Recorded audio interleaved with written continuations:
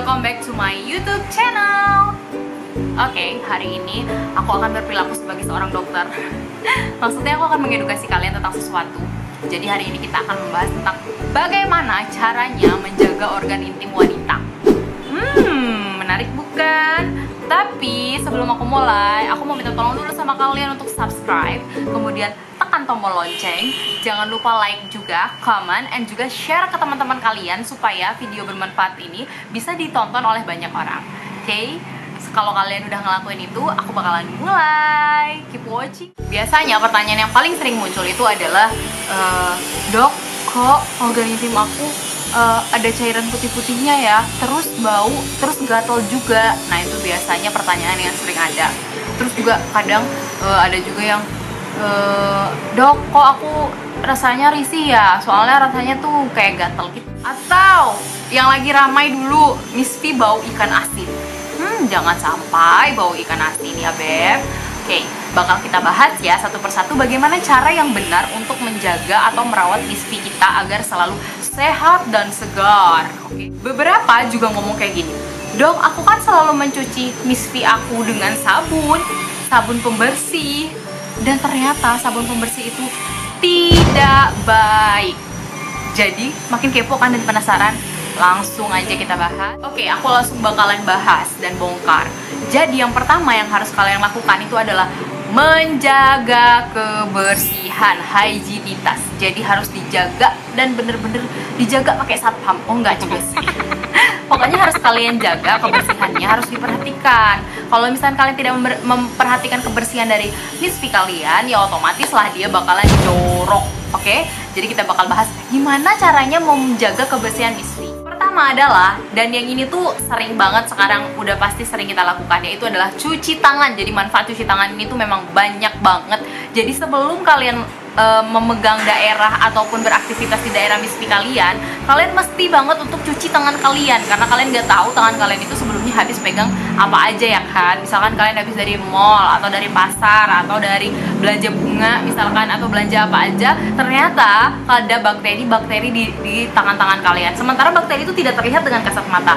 Jadi kalian harus banget cuci tangan sebelum kalian memegang Miss V, oke? Untuk menjaga kebersihan Miss V. Selanjutnya, kalau misalkan kalian udah cuci tangan nih, udah bersih, kalian harus sering mencuci atau mengganti, bukan mencuci sih, mengganti celana dalam kalian. Jadi celana dalam itu harus sering diganti, jangan satu celana dalam dipakai 1 minggu. Ya nggak mungkin lah ya Dok, pasti kalian bakal ngomong gitu kan.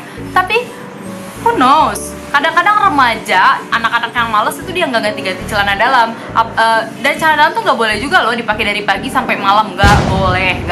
Jadi kalian harus selalu ganti celana dalam kalian, apalagi kalau misalkan habis pipis, buang air kecil atau buang air besar, kadang kan ada air yang merembes setelah cebok. Nah itu bakalan bikin celana dalam kalian lembab. Nah kalau celana dalam udah lembab, kalian wajib banget harus ganti celana dalamnya Beb. Jangan ditahan-tahan, jangan disayang-sayang, oke? Jadi harus diganti celana dalamnya ya. Minimal mengganti celana dalam itu dalam sehari itu 2 kali. Garis bawahi, merahkan, ditebalkan, minimal. Nah berarti kalau misalkan kalian ganti celana dalamnya lebih dari 2 kali, boleh nggak Dok? Iya boleh dong Beb, kan tadi dibilang minimal, oke? Jadi semakin sering ganti celana dalam itu semakin baik, karena mengurangi pertumbuhan bakteri. Apalagi kalau udah lembab, bakteri itu paling senang, paling demen kalau misalkan di tempat yang lembab. Bakteri jamur itu paling senang di tempat yang lembab. Jadi jangan lembab ya, selalu harus bersih dan kering, oke? Juga ini penting, kalian itu biasakan untuk tidak menggunakan celana dalam yang ketat. Kasian Beb, Miss V-nya diketat-ketatin. Kita aja nyesek kalau pakai baju ketat, ya kan? Jadi jangan suruh Miss V-nya pakai celana dalam yang ketat. Dan biasakan untuk menggunakan celana berbahan katun, oke? Jangan bahan. Jadi kenapa kita harus menggunakan celana dalam yang longgar atau dengan berbahan katun? Jadi kalau misalkan kita pakai yang ketat, kan kita beraktivitas tuh setiap harinya nih.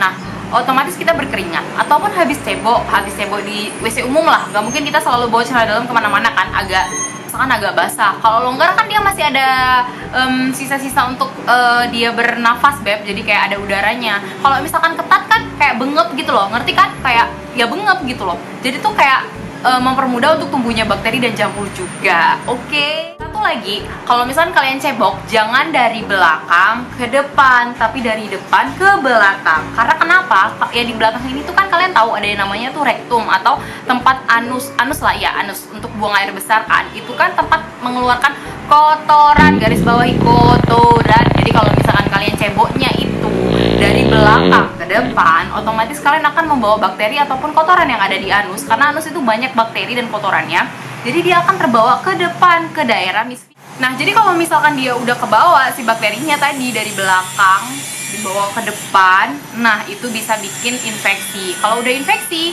gejalanya itu bisa keputihan dan banyak yang lainnya, bikin gatal, banyak lah. Kemudian kalau memang rasanya dok ribet banget sih mau cebok dari depan ke belakang, kan ribet kayak gini gitu kan, cara ceboknya ribet lah gitu kan. Ya udah, kalian gak usah gerakin tangan kalian, dipuk-puk aja di daerah misfi, jadi dipuk-puk aja, jadi nggak kemana-mana gitu loh, jadi nggak ngambil-ngambil bakteri tempat lain ya kan, tuh, oke? Nah, jangan lupa abis kalian cebok, ini penting juga, selalu keringkan dengan menggunakan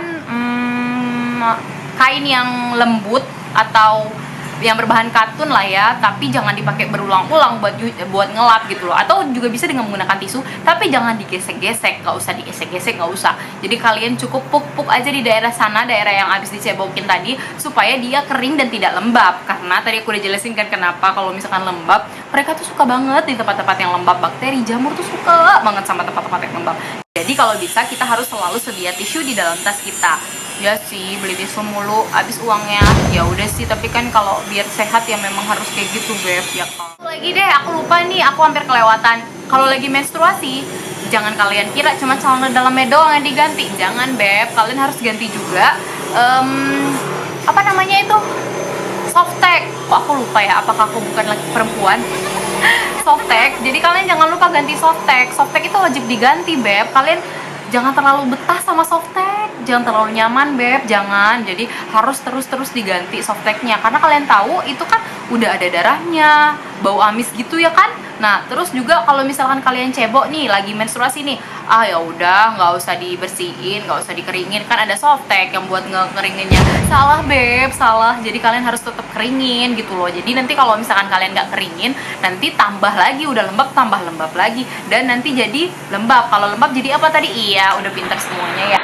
Terus kalau misalkan kalian lagi menstruasi, jangan menggunakan pembalut, atau carilah pembalut yang tidak ada parfumnya. Jadi yang biasa aja lah, nggak usah yang pakai parfum. Beberapa sih mikirnya ya pakai parfum lah biar wangi, itu nggak ada manfaatnya, Beb. Jadi nggak usah. Jadi beli aja pembalut yang biasa. Terus satu lagi yang udah aku singgung di depan tadi, aku kan udah bilang tuh, ada juga beberapa yang bilang, dok, aku kan udah sering cuci vagina aku pakai sabun gitu loh kan, tapi kok aku masih keputihan gitu kan.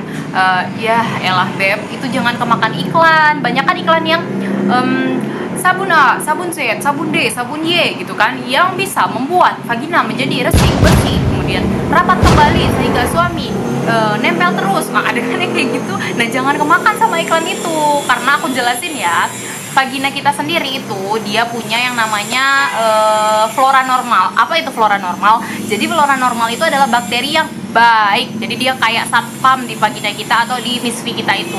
Jadi ketika misalkan ada makhluk jahat dari lingkungan luar yang datang, nah nanti si flora normal atau si satpamnya ini tadi bakalan ngebantu menjaga misfi kita supaya si penjahat ini tadi nggak bisa masuk gitu loh. Kayak satpam lah kalau misalkan di bank, kalau misalkan orang itu mau maling gitu kan, nah ada satpam di depannya. Kalau malingnya mau masuk, satpamnya nggak boleh masuk gitu. Jadi kalau misalkan kalian sampai cuci itu si vagina kalian dengan menggunakan sabun, nah kalian bisa ngebunuh si bakteri baik ini tadi yang memang udah Allah ciptakan untuk menjaga vagina kalian gitu loh. Dan vagina itu sendiri dia juga punya keahlian untuk membersihkan dirinya sendiri juga kok. Dan juga aku bakal jelasin juga, sebenarnya sabun itu kan dia bersifat basah, jadi pH-nya itu basah.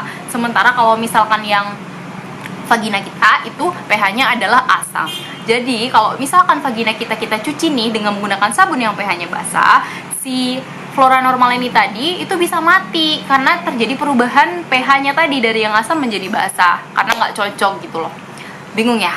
Ya udah nggak usah dimasukin kotak. Intinya nggak boleh cuci-cuci dengan menggunakan sabun yang ada di iklan-iklan itu.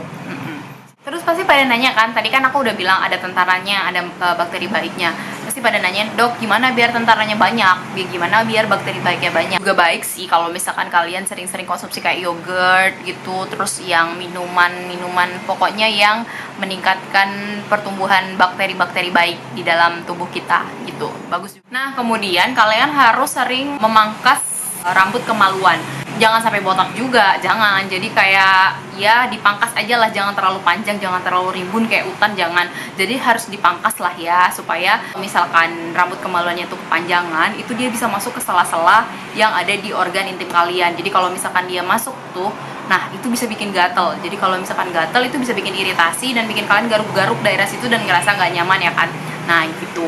Nah terus juga jangan sampai botak, karena kalau misalkan botak jangan dong, karena itu diciptakan Allah tuh bukan gak ada manfaatnya, jadi dia kayak barir. Jadi ketika ada bakteri ataupun kotoran yang mau pergi ke tempat misfi kalian, itu masih bisa ketahan sama si rambut-rambut ini tadi. Jadi cukup dicukur aja, dipangkas aja, jangan terlalu panjang, harus rajin dipangkas supaya nggak kepanjangan, tapi jangan terlalu botak juga, karena dia itu sendiri berfungsi untuk menjaga misfi kita untuk tetap aman. Dan guys, kalian harus tahu juga kalau misfi kita itu memang menghasilkan lendir normal. Nah, lendir normalnya itu berfungsi untuk yang pertama, dia berfungsi untuk lubrikasi. Lubrikasi itu gimana ya jelasinnya ya? Lubrikasi itu dia untuk kalau misalkan yang sudah menikah kayak aku, nah itu kan kalau misalkan sedang berhubungan seksual, dia butuh lubrikasi supaya tidak iritasi, tidak lecet, karena nanti akan terjadi gesekan di sana. Kemudian yang kedua, dia menjaga kelembapan. Kemudian yang ketiga, dia sebagai cleansing atau pembersih. Jadi dia memang membersihkan sendiri. Jadi memang udah ada fungsinya gitu loh. Jadi kalian harus tahu mana keputihan yang tidak normal dan mana keputihan yang normal. Jangan sampai karena kalian ngerasa ada cairan yang keluar terus dari vagina kalian anggap itu tidak normal. Jadi kalian harus bisa bedain gitu loh. Jadi kalau misalkan beberapa sih alasannya kenapa kalian membersihkan alat vagina kalian atau membersihkan misfi kalian, karena dok ada cairan yang terus-terusan keluar gitu loh, padahal itu normal gitu loh. Jadi kalau misalkan normal, ya nggak perlu yang kayak gitu. Justru itu bisa membunuh bakteri normal yang udah aku, yaitu lactobacillus yang udah aku jelasin tadi gitu loh. Sehingga kalian nggak punya tentara lagi. Satu lagi yang sering digunakan itu adalah vaginal dus ya, vaginal dus itulah ya. Nah, kalau misalkan itu juga, kalau misalkan memang dokter memberikan resep untuk menggunakan vaginal dust, itu mungkin karena keputihan kalian sudah sangat berlebih, dan pasti dokternya itu nanti akan memberikan obat probiotik. Jadi ketika kalian membersihin semua yang ada di vagina kalian sampai ke flora normalnya juga harus mati, nah kalian dikasih probiotik supaya flora normalnya hidup lagi gitu loh. Jadi kalau sesuai indikasi dokter, dia bakal ngasih gimana supaya flora normalnya bisa bagus lagi. Nah, jadi saran dari aku, kalau misalkan kalian punya masalah di daerah kewanitaan, rasanya ada keputihan, gatel-gatel, atau bau daerah kewanitaannya, kalian harus segera datang ke dokter. Jangan pergi ke dukun, jangan ya. Datangnya ke dokter. Jangan juga coba-coba eksperimen sendiri. Aku coba bersihin pakai ini, mana tahu hilang. Aku coba bersihin pakai ini, mana tahu hilang. Aku coba minum ini, mana tahu hilang. Aku coba itu. Jangan coba-coba guys untuk tubuh kalian, oke? Jadi kalau misalkan ada keluhan, ada masalah, kalian bisa langsung datang ke dokter, ataupun dokter untuk yang spesifiknya itu adalah dokter Obgyn, oke? Jadi kalian bisa langsung datang untuk dilakukan pengobatan supaya pengobatannya tepat dan benar. Nah, sekian video aku hari ini. Semoga bermanfaat buat teman-teman semua, supaya kita semua tahu bagaimana caranya untuk menjaga alat kelamin wanita ataupun organ intim dari wanita, oke? Semoga kalian bisa mengaplikasikannya di kehidupan kalian. Kalau misalkan kalian merasakan ini bermanfaat, kalian bisa share ke teman-teman kalian supaya lebih banyak lagi perempuan yang tahu gimana caranya untuk menjaga organ intim supaya tetap sehat dan juga bersih, oke? Nah, sebelum itu juga aku mau ngucapin terima kasih teman-teman udah mau nonton sampai habis. Semoga ini bermanfaat lagi-lagi buat teman-teman. Dan kalau misalkan ada kata-kata yang salah atau yang menyinggung atau yang kurang pantas, aku minta maaf. Tapi tujuannya itu untuk mengedukasi atau memberitahu teman-teman semua gimana caranya untuk menjaga organ intim wanita agar tetap bersih dan sehat. Oke, terima kasih teman-teman. Jangan lupa untuk selalu subscribe, tekan tombol lonceng, like, comment, and share ke teman-teman kalian. Nah, sampai jumpa di next video ya. Jangan lupa selalu tonton aku.